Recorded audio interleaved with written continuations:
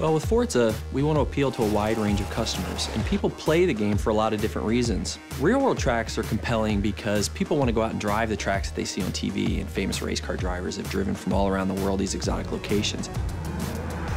Hockenheim in particular was a great opportunity for us to get a track in Germany and have some balance across Europe. Hockenheim's a great track. It's been in DTM, it's been in lots of great sports car racing as well as other types of racing around the world. It's a really old track. It's a very high-speed track. So it had a lot of great components for us. Hockenheim is very different from the Alps. It's in the middle of Germany, so it's one of the flattest tracks in the world. There really isn't any elevation change to the track itself. So it's just a very different experience. It's completely surrounded by trees, almost that sort of Black Forest feel, so that's something that we try to keep in mind as well. Last year, Turnton Studios traveled to Germany to capture the track to bring it to life in Forza Motorsport 4. First thing we wanted to do was drive around the track and get multiple perspectives of video for reference, and that really helps us get a good feeling for the track and help the other artists that weren't fortunate enough to come on the trip, people to get a real perspective of how things correlate to one another.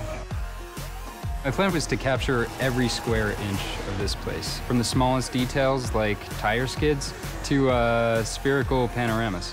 Between the three of us, I would estimate that we won't be leaving this track with less than 10,000 photos.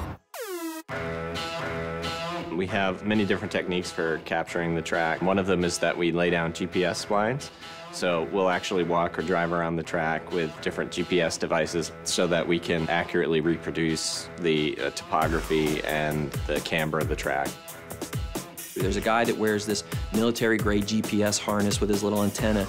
It's sub-centimeter accurate on the horizontal and it's sub-foot accurate on the vertical, and he walks the edges of the tracks. The poor guy that has this has to walk the inner and outer loops of this circuit and then get the outer barrier so that we get the exact information of where the ribbon goes, where the curbing is, where the walls are, all the structures. Everything is inch perfect where this stuff exists, all the camber angles in the corners. Generally, the process for creating a track tends to be the same for all tracks. There'll be slight differences between real-world and fictional tracks, but the first thing we say is, what is the feel for this track? What are we trying to impart to the player? When it comes to real-world tracks, we want to make them as accurate as possible.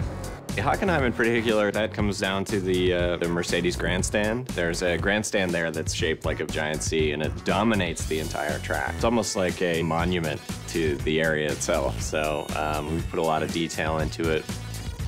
When you do look at it, it just has this sense of presence.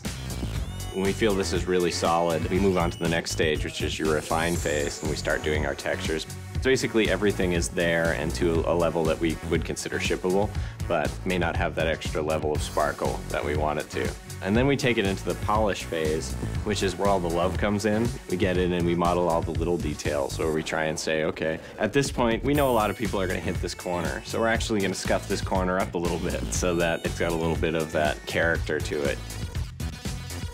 For the ultimate test, we'll bring in pro race drivers, guys like Gunnar Jeanette, who've actually raced on a lot of these tracks, to give us his feedback. Because it can be inch perfect, but he can be like, you know, I use this brake marker, this rubber strip, right before the curbing on this, and then I turn, and this seems like it's happening just a little bit late, or this bump isn't quite bad enough. This upsets my car when I go in over here. So we go in there and we make sure we get all those little subtleties right as well. Because when you're racing a track like Hockenheim in the game, it's going to feel and look just like it does in the real world to real drivers. We've measured, we've filmed, and we've photographed. It's time to take all of that source material and bring it to life. Here it is in all its glory in Forza Motorsport 4, it's Hockenheim.